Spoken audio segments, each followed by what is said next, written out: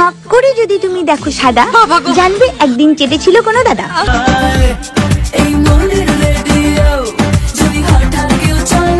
বাংলাদেশে কিছু বালছেরা টিকটকার আছে, তাদের নিয়ে আজকে কিছু কথা হবে। চলুন স্টার্ট। ছেলেদের ধারণা আমরা মেয়েরা টাকা ছাড়া কিছুই চাই না।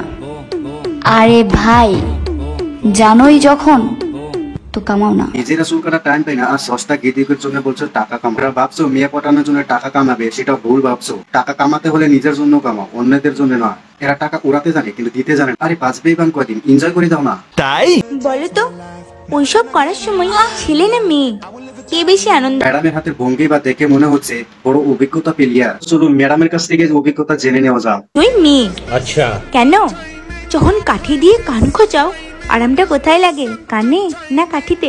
হ্যাঁ ম্যাডাম, কানেতে অনেক আরাম তো লাগে। কাঠিটা যদি অল্প বড় হয়, জোর করে যদি একটা কানে খোঁচা লাগে, কান দিয়ে রক্ত তো বের হয়ে যেতেই পারে। সাপকে যদি দুধ খাওয়াও, সে তো খাবার শেষে গর্তে ঢোকার জন্য লাফালাফি করবেই।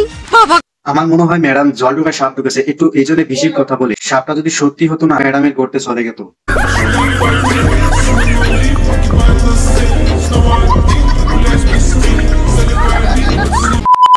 জানগো একটা কথা বলবো, সত্যিকারের ভালোবাসার জন্য ওইও লাগে না। আচ্ছা, অন্ধকার গলি হলেই যথেষ্ট।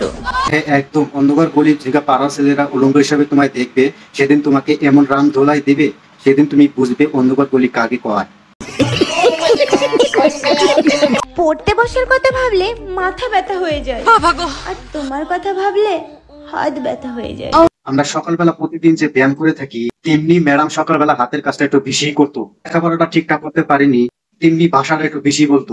আমার ভাষা ভালো না, আমি রেঙ্গি, তাই আমার ভাষা ভালো। এই দেখো, সত্যি কথা কি এইভাবে কেউ বলে?